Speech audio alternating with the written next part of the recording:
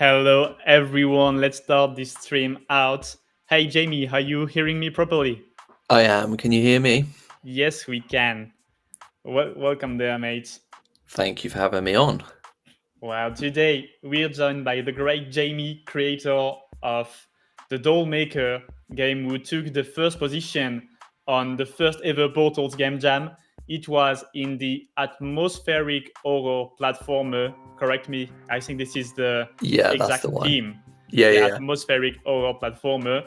So the game of this live, the goal, sorry, of this live stream, which should last between 20 and 30 minutes, will be to have an honest chat with you, Jamie, about your creative process, your creator journey, and understand your thoughts and just yeah, what your thoughts about the game and what's coming for you in this metaverse in the future. So first, you can probably start by introducing a bit yourself. How did you discover Portals, and since how many time have you been creating games? Yeah, thank you. Yeah, I'm Jamie. I discovered Portals back in I think it was 2022. I think they minted 2021, and I kind of joined like NFT crypto at the back end of 2021, and the some of the community that I was in, specifically around a project called Dino Dogs.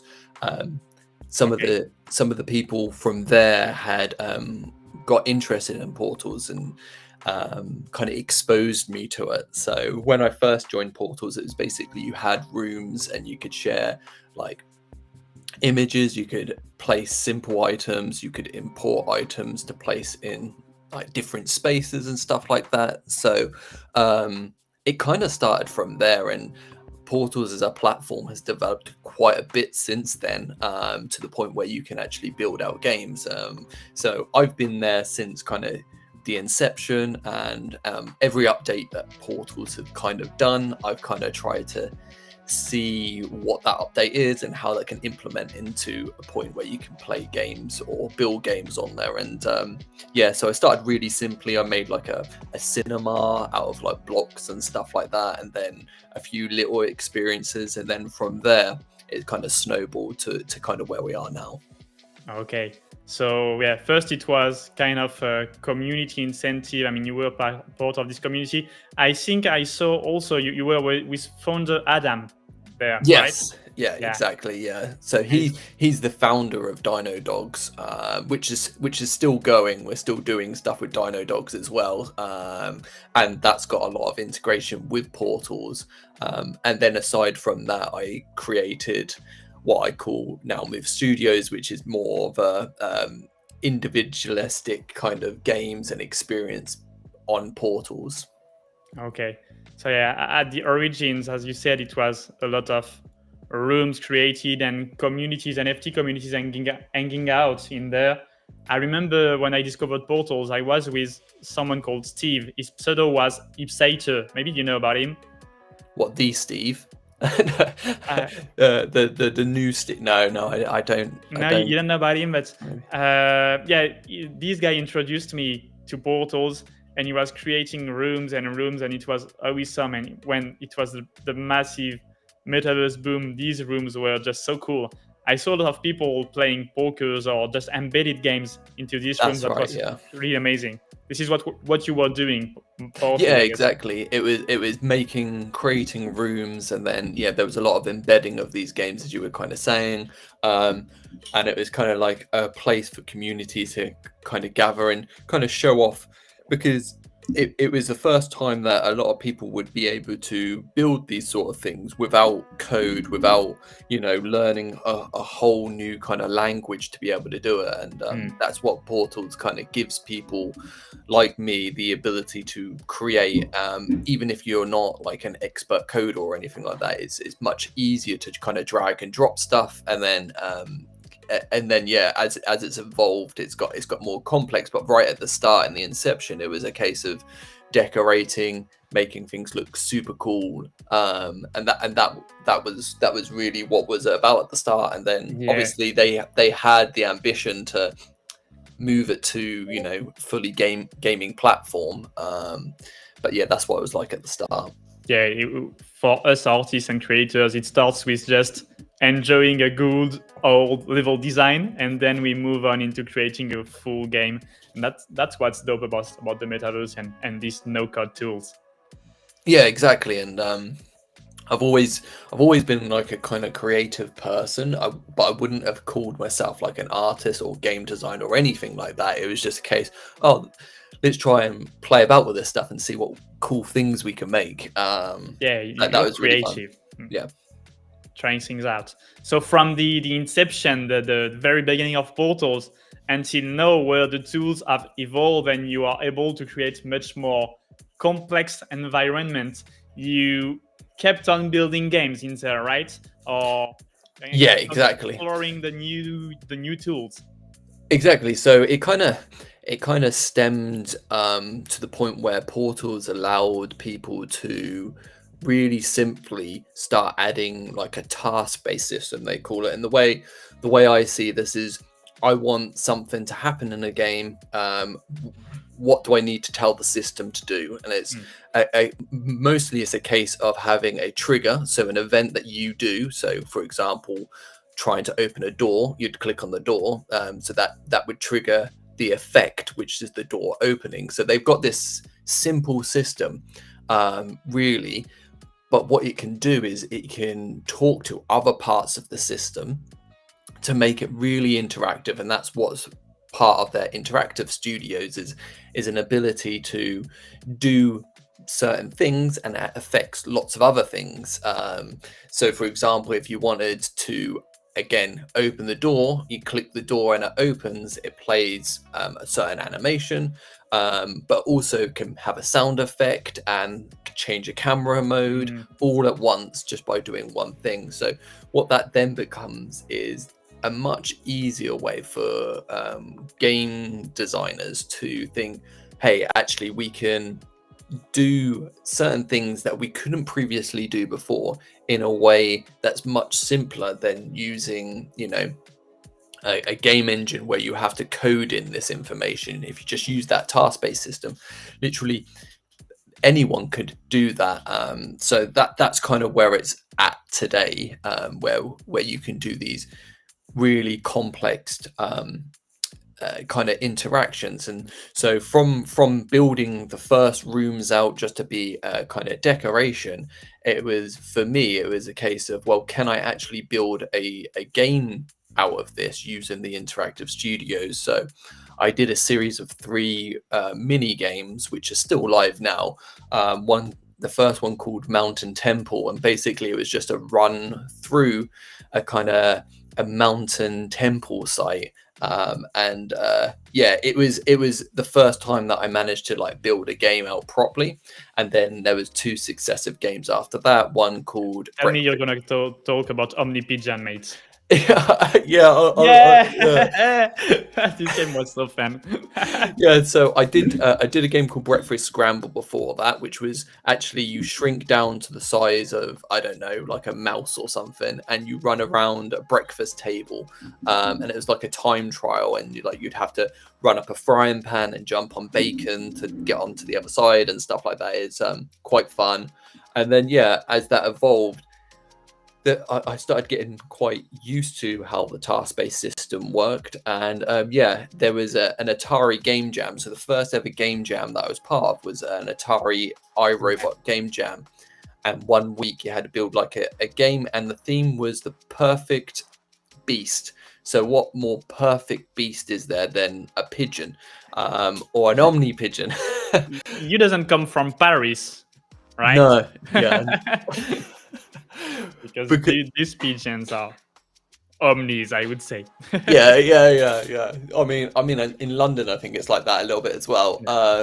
So yeah, no, Omni Pigeon was one of the first weird games that I went down, and voiced over myself and did a lot of the sound effects myself. And then yeah, that was a week though, and that's still live. You can still play that. There's still modifications I need to do, but I keep moving on to like the next thing. So, but yeah, no, it was, so from, building rooms and making the decorations look good to have fully functioning games where people can play. That's been over a couple of year period, but the tools have kind of developed rapidly to allow anyone basically to do that. That's a big journey, but if you start right now, it's much more easy to go through the steps than what it was 2 or 3 years ago. So yeah, exactly. So like there's advantages and disadvantages. The advantage of starting a couple of years ago was that the tools as they came out were kind of drip fed to you, so you kind of learn as it went. But now it's at a point where anyone can come in and actually all of these tools are available, so it actually makes it much easier for someone to just crack out one of these types of games. So it's just a case of putting the work into it, and you can literally develop anything on the system. Yeah, and talking about anything, now we're gonna talk about something very specific, which is the doll maker. So you saw this game jam opportunity. First of all, what made you decide the category in the one you were going to compete? You had made the ideas, or you didn't directly settled on this one? So I have on my phone notes a list of game ideas that I've already got ready to kind of go. Just don't have the time to do them all at ideas once. Yeah, exactly. So there's like 20 to 30 game ideas, and one of them for me, I say one of them, a lot of them are horror game inspired. So my interest in gaming really comes from playing certain kind of horror games, and I've always played like Silent Hill, Resident Evil, those sorts of survival horror games. And more recently I had been playing Little Nightmares and Little Nightmares 2. So when the game, so I knew before the game jam was going to be announced that there was a possibility that there was going to be this atmospheric horror game. So I made like one little room with this doll, just to kind of show, this could be a quite cool concept. Yeah, to try the environment. Exactly. So I had this idea ages ago that if I was going to do kind of a Little Nightmare inspired game, well, what would be cool to have is maybe this little doll that's trying to escape from this malicious, horrible doll maker. And so that's kind of where the idea came from. And a lot of the environmental cues and actually how the gameplay runs is inspired by some of those games that I played quite a lot growing up, such as like Silent Hill with those kind of fixed camera angles and stuff like that. So yeah, that's where it came from. So as soon as the atmospheric horror was announced, I just went kind of like all in and was just like, okay, this is what I'm gonna kind of concentrate on for the next 2 or 3 weeks. So directly on this one, and you did it all by yourself, right? Okay. So that's amazing, because as I was a judge playing this game, when I did that, when I played your game, I was like, damn, this is a lot of work. You can realize that the whole scenario, story, and creative process behind it take a lot of time for a single person. Moreover, if you're not full time on it, which is massive and impressive. And so maybe it helps a bit, and I hope for you that you've previously thought about it, that it was something that you already had in mind, so you didn't have to do to use the first week as a thinking process, I guess. So the first week really was the thinking process, because even though I had the idea, of course, and I had like one room built, it was a room that didn't do anything. So I kind of had to really think about what the story was. And what for me, I really like to have a story behind it. And it's really hard to portray a story without like cinematics or like having notes within the game. So 3 weeks is quite a tight turnaround to try and add those. So the way I went to develop this game was I had the first week of planning what the story would be. and also identifying what are the primary structures of the game that I need to add, and what would be the secondary structures, which would be kind of like luxury things that I could add if I had the time. So these sorts of things were like increased cinematics, more story led, to understand what's actually going on, trying to sprinkle throughout a series of like notes, so people can kind of understand what's going on in the game. So I managed to do most of the primary stuff and probably about half of the secondary stuff, before, it was like the deadline was looming. so yeah, it was yeah, the first week was mostly planning. I didn't really do too much building in that first week, and then the other 2 weeks were just kind of head down. And I did have ambitions to make another couple of games as well, but I just ran out of time for that. It was just kind of impossible to have a game that I had a certain idea that I wanted the quality to be a certain level. So you either sacrifice that and have a less, atmospheric game, or you decide, now I'm just going to, focus on this one game, and that's kind of what I did in the end. So the challenge for you was more creative there, and to manage to put the effort in the right place to make it the coolest game possible in this short time, right? Exactly, yeah. Because the thing is, if I had like 2 or 3 months to build this straight, and the good thing about a game jam is it puts a lot of pressure on you to create. So you've got a short time period, when the deadline is, so it pushes you to create during that time period. So if the time period was like 2 or 3 months and I still had that deadline, the actual amount of stuff that I would have included would be much more. So yeah, it was a case of trying to put all the important stuff to make it a good game, and what could I maybe hold off until I had a bit more time to do it. And I think it kind of worked out well in the end, to the point where it was a playable game. It did kind of have the elements that I wanted. It just maybe lacked a few of the, the things that you see in a polished game. Yeah, I got you on that. And during this whole process, whole creative process, so the 2 last week, I would say, did you encounter a phase, a moment, a bug maybe, or a funny story, something that you have to put your head on it, just or a technical issue, because you are someone very aware of the creative portals tool, sorry, the creative, the interactive studio, sorry. Still, did you encounter any technical challenge building this game, and how did you manage to overcome it, if yes?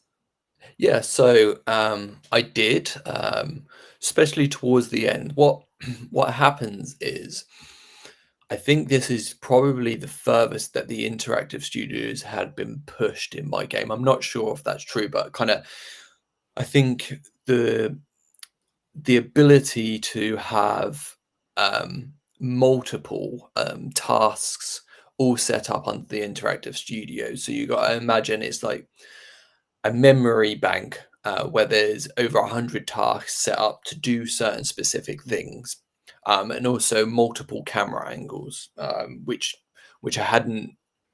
I had done some camera angles previously in some games, but this took it kind of to the extreme level. So what you And I actually think this is something extremely challenging in Portals, right? To play with the camera angles, having fixed camera angles everywhere. Other creators told me that this can quickly becomes a mess. Exactly, yeah. So you have to kind of keep on top of everything.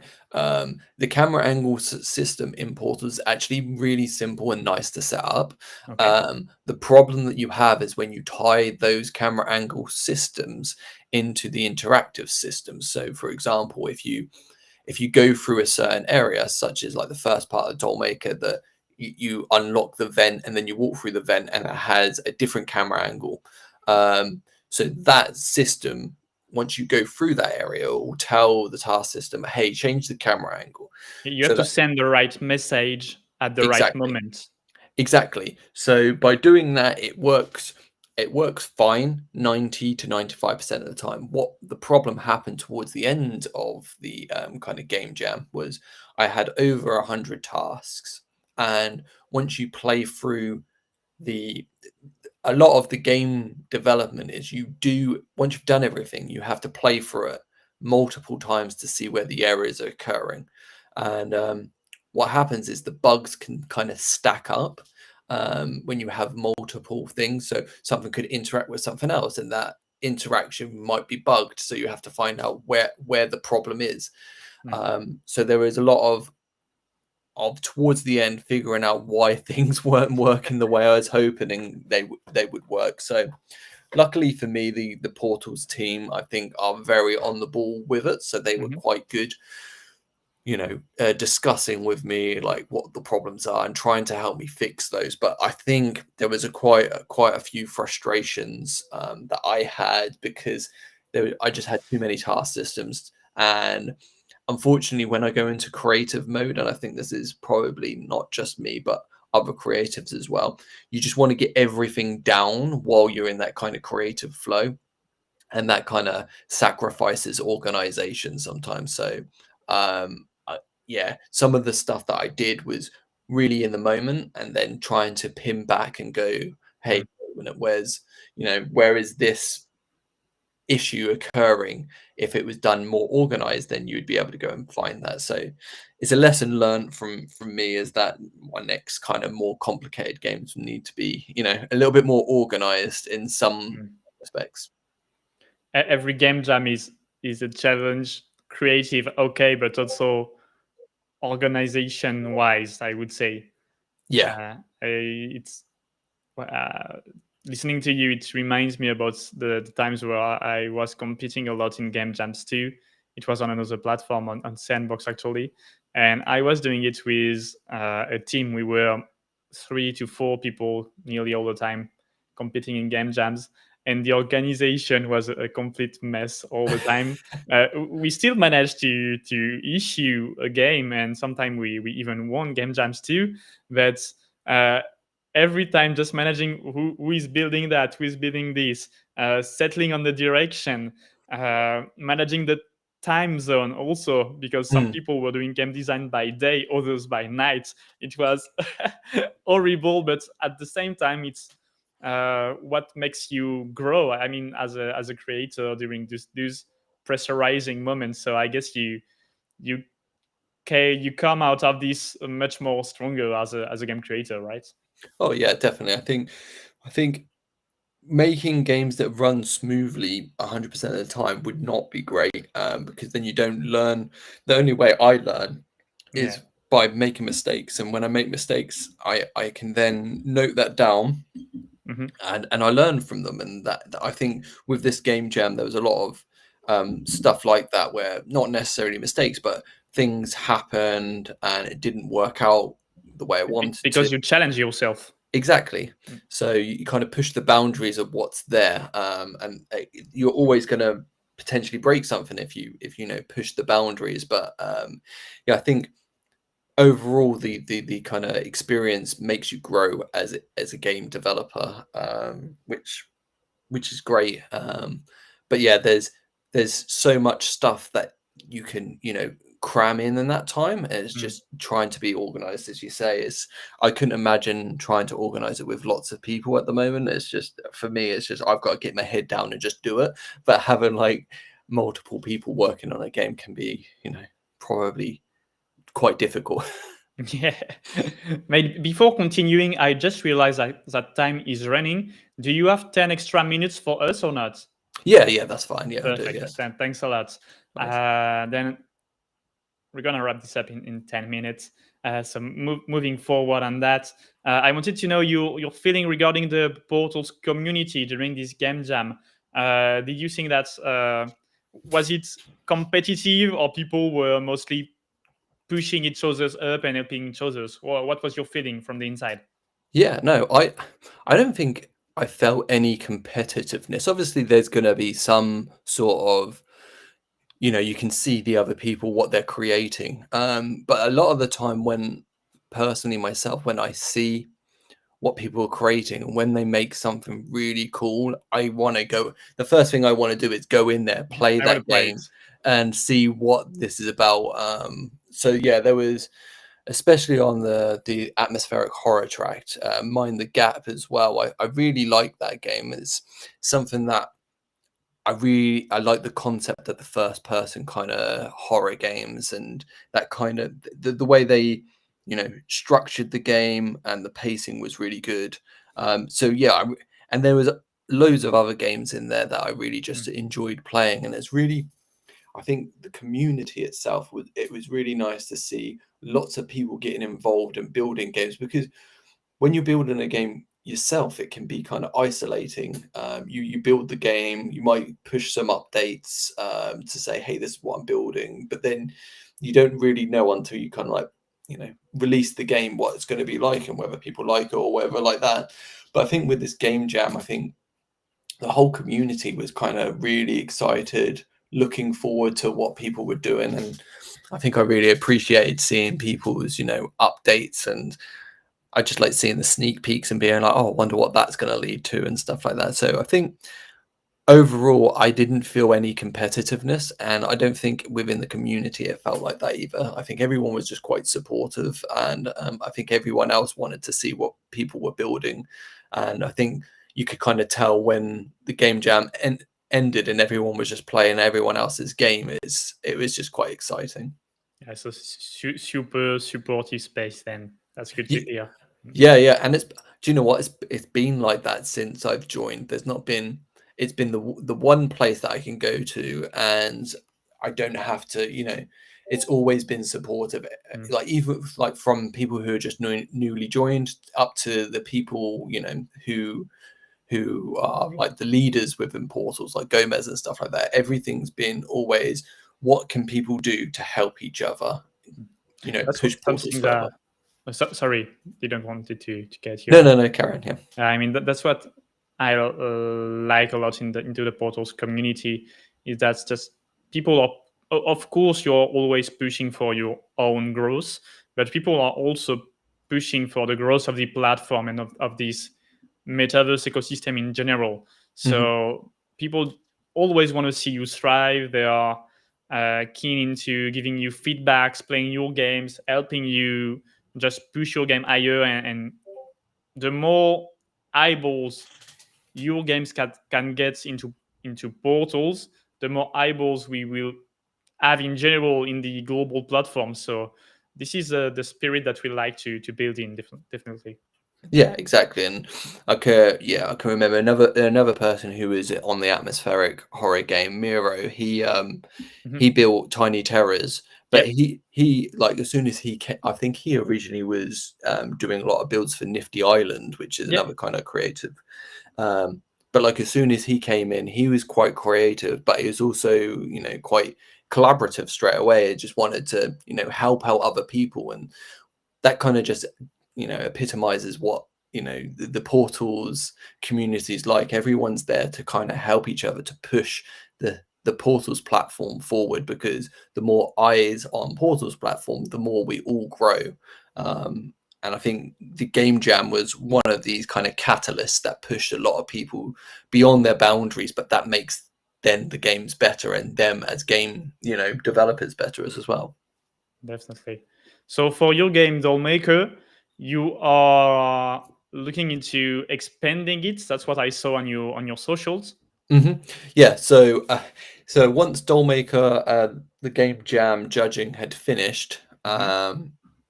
the the idea of the Dollmaker was always for me to try and you know do the improvements that people had seen. So like I got really, this is another great thing about the game jam, is like I did the game jam, and then I got loads of great feedback from people Mm. saying, and this is what I wanted. It was like feedback on where things had gone wrong, or where people could, had like pinch points and stuff like that. So I generated a list of bugs to fix and improvements to make.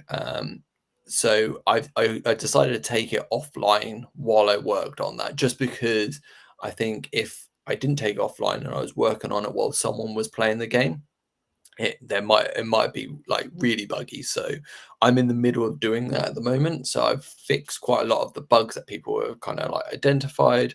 And as you said, I'm going to do an expansion, and there's going to be 2 new areas to explore.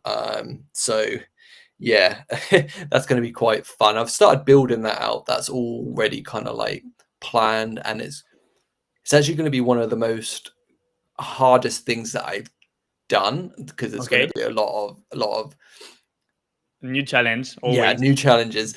So I won't spoil it too much, but there's a couple of horror movies that are kind of inspired, this kind of thought. So I won't say anything else, but I will definitely put out some sneak peeks once that kind of gets through, and I'll probably make a little promo video once it's near completion as Let's well. go. So we should put the bell on your Yeah, Twitch yeah, profile to stay tuned with what's next.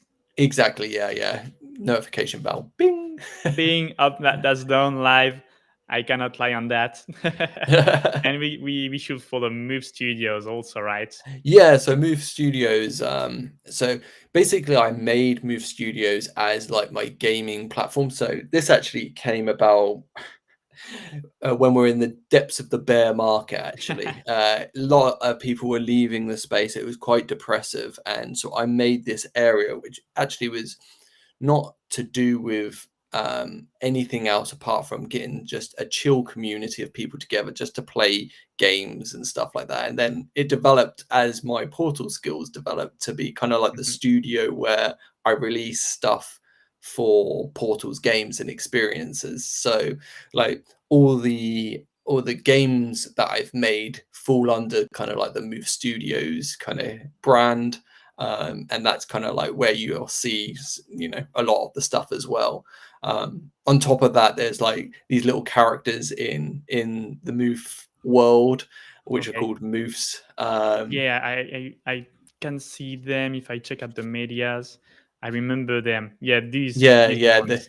yeah. So they're just these little chill, dopey characters that are Love part of them. the kind of universe of like Move world.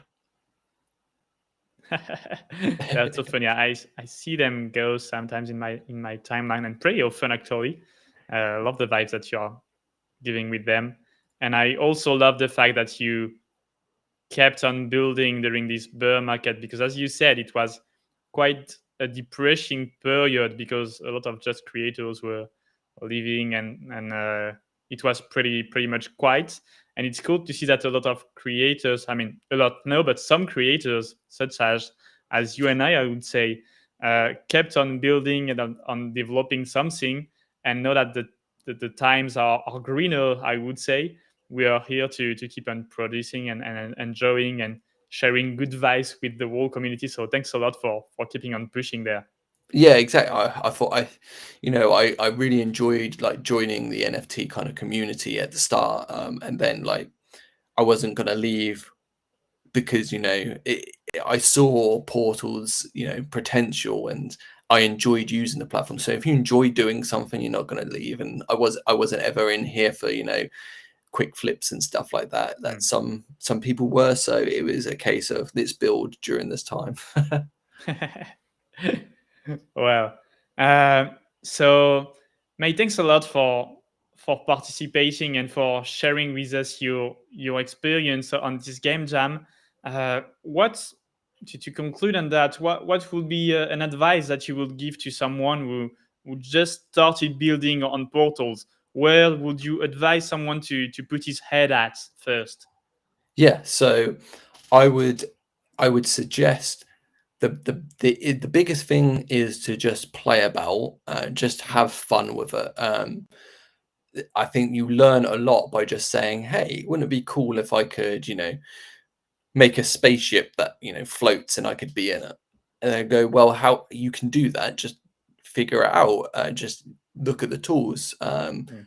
I would definitely join the Discord, the community there. First thing first. Literally, whenever I have a problem, I just write in the Discord, "Hey, what's does anyone know how to do this?" And I'll get comments within like less than a day, people telling me how it's done or how I can work around it. So I say join the Discord.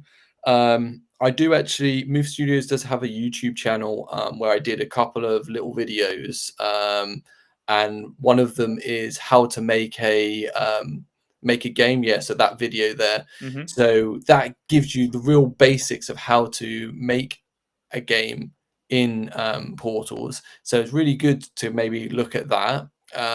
But yeah, I would just say just get stuck in, talk to people. People are always willing to help.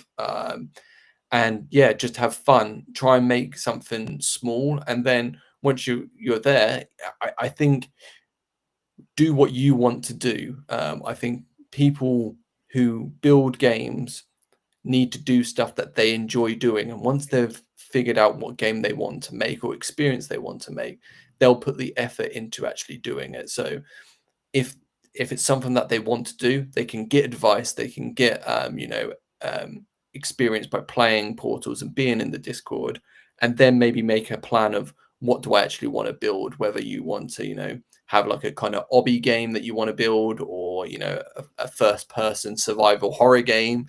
That would be cool. These can be built, and I think if people are passionate about what they want to do, they'll actually go and do it. Yeah, definitely. Thanks a lot, No Jamie, worries. for these wise words. So be creative, start by just playing and enjoying the platform, and then just be also proactive by discussing with the whole community. You will find some very good YouTube channels such as Move Studios One to teach you the basics and even more about how to start creating games, and then just enjoy your own creative process and develop what is fun for you to do. Exactly, and I'm always open to speak to people. So if there's any new people listening or want to, join the community, don't really know where to start, they can always hit me up, write me a message in DMs, and I'll help them That's practically get to on it. always that's the metaverse spirit that we like. Thanks a lot, Jamie. We wish you the best for the future, and we will definitely keep on following your journey. So, of course, even if we put the bell on your X account and YouTube account, keep on sharing everything that you're doing. Even send us a message. We will be glad to relay that to the whole metaverse community. Have a good day. Stay cool and keep on building, mate. Thank you very much. Have a great day yourself. Cheers. Bye.